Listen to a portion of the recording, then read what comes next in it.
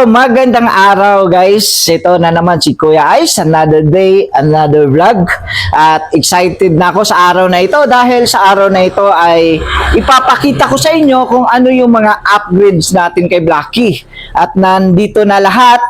At katulad ng sinabi ko dati na kailangan na nating i-upgrade si Blacky kasi magpa 5 years na siya at wala pa tayong napalitan maliban lang dito sa kanyang mga signal light. At ngayon, ito na yung araw na mismo ako sobrang excited. Gigising ko lang at ito, ipapakita ko na sa inyo kung anong mga upgrades natin. Katulad ng sinabi ko, yung mga gulong, yung side mirror, yung headlight, at kung ano-ano pa. So ito. Ito yung gulong na isasalpak natin sa harap at sa likod. Ang size niya is 110/90/17 sa harap at saka 130/80/17 sa likod. Yung presyo nito, binili ko ito online, nasa mga 3,600. So, ang gulong nga pa lang ito guys is naka dual sports, katulad din ng kanyang lumang gulong. At ito, nakabili din tayo ng kanyang saddle bag. Ito, ang bili ko nito is nasa 1,200. Yung bili ko nito, may kasama ng pangkabit. Ayan, ito kasi yung luma niya.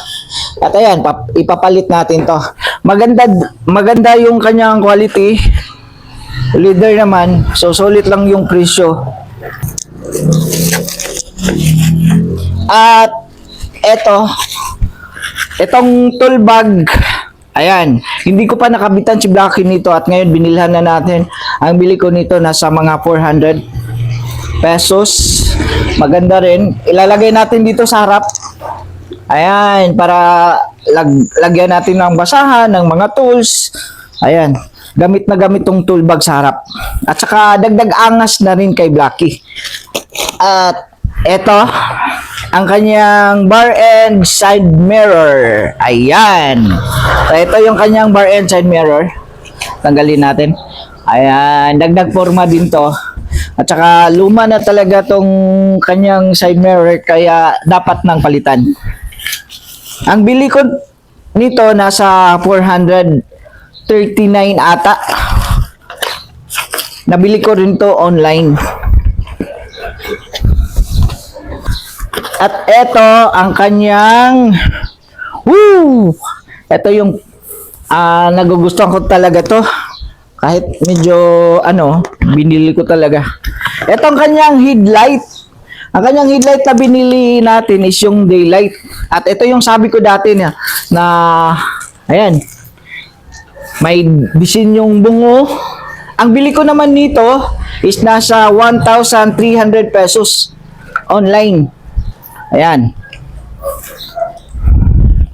Excited na kung mailagay to si daylight na headlight natin. Babalik natin.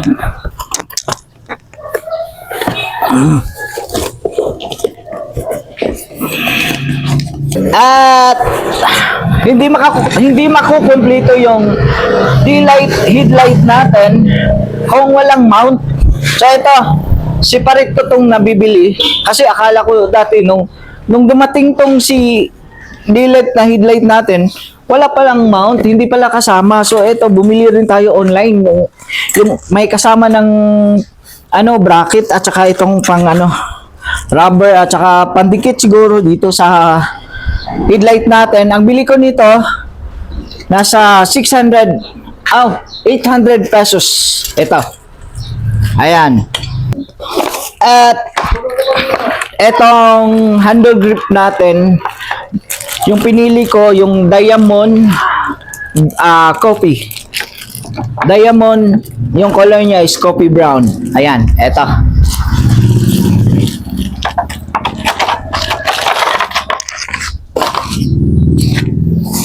At bumili rin tayo ng brake pads, mura lang to.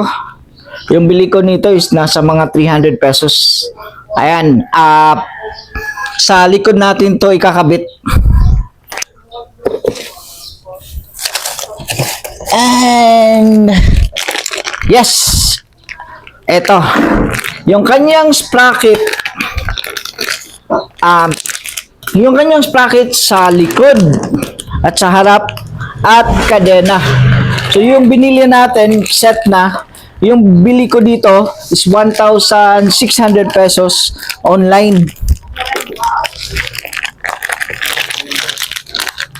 So talagang pang classic 250 to. So hindi ko pa to naisukat kung tama nga ba tong nabili ko. Basta nag-research lang ako online kung ano nga ba yung sakto at swak na kadena at sprocket kay Blackie. At hindi ko talaga kinalimutan to, guys.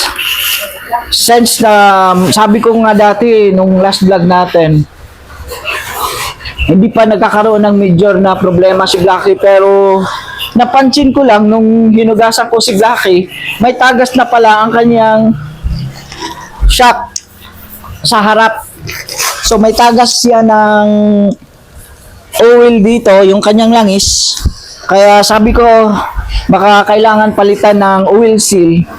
Kasi ang hirap bumili nito sa tindahan, kaya kailangan mo talaga bilhin to online. So ito ang kanyang oil seal, dalawa na. So isa lang yung ipapaayos natin. Ang lahat ng ito ay ipapakabit ko sa araw na ito. Uunahin muna natin yung gulong. Kaya abangan nyo sa susunod na video yung paglagay natin ng gulong at pagkabit ng ibang mga accessories at upgrades kay Blackie. So thank you for watching. See you on our next video.